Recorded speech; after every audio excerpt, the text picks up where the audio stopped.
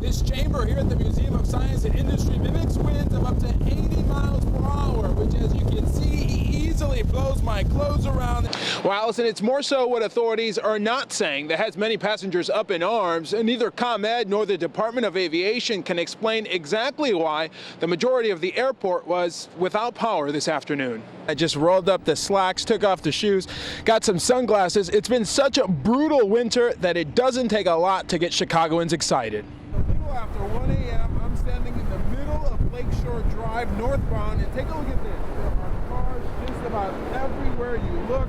Pictures of Tony Keller are plastered all over campus. At this point, many here would just like some answers. Jill Thomas is one of many on campus helping spread the word of Keller's disappearance. With the deadly 2008 shooting still on many minds, students want Keller found safely. We are all too familiar with the feelings of hopelessness and fear and sadness, and we're here to keep the positive energy awake. 18-year-old Antoinette Tony Keller disappeared October 14th. The Plainfield native left her dorm and told friends she was headed for a walk in the woods to get ideas for an art project.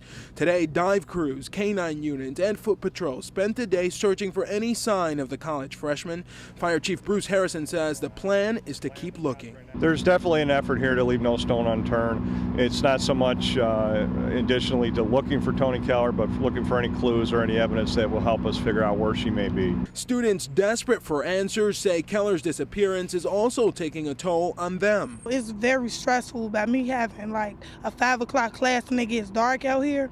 You know, I be worrying about my safety. You hear about that all the time around other areas, and you never think it's going to hit here. Something that's definitely touching the heart of the campus. I know a lot of people are like, this is just crazy. Many here are wearing yellow and white ribbons in Keller's honor. They say they're nowhere near giving up hope. You bring the Husky pack together, and that's what you do. If one of them loses the trail, then that's why we're here, and we're here to bring her back to us. Authorities are asking anyone with information on Keller's disappearance to call 815-753-TIPS.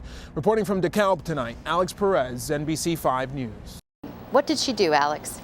Well, Allison, she pulled little Tyler Jones out of harm's way, but she did not have enough time to move herself. The fact that police say all this happened at the hands of a man that was drunk is what upsets Tyler's father the most. Nanny Jennifer Anton just wanted to take 20-month-old Tyler Jones for a walk, but it almost cost them both their lives. I think that Jen Anton is an angel on this earth.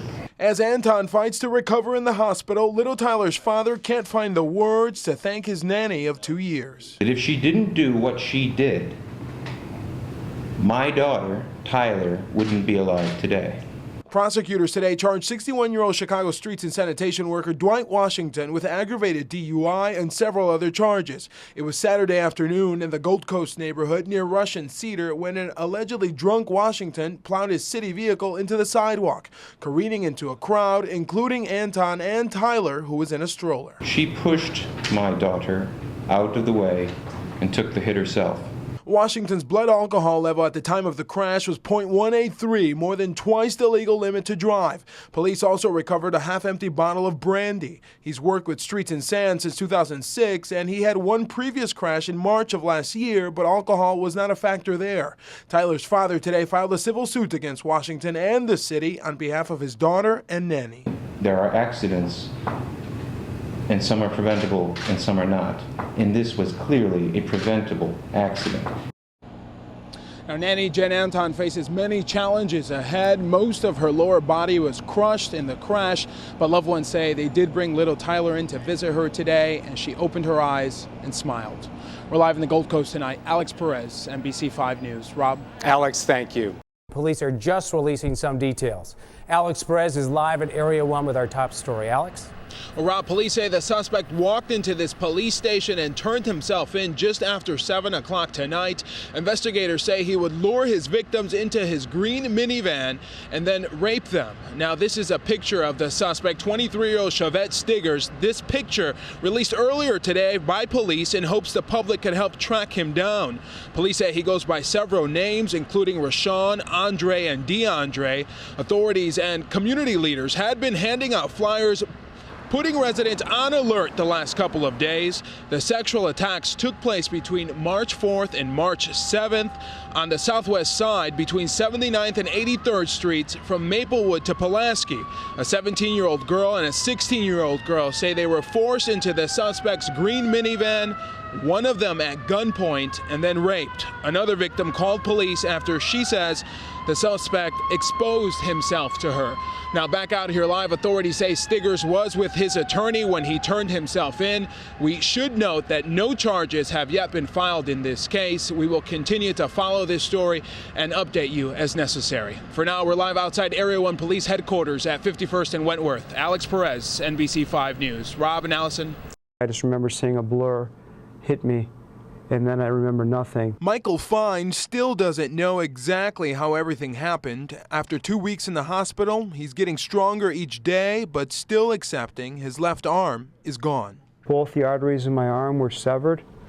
I would have bled out in 8 to 10 minutes. But that didn't happen, thanks to Eric Coleman. I was admiring his car, actually. Admiring Michael Fine's Volvo convertible, which now looks like this, a tire mark right up the hood.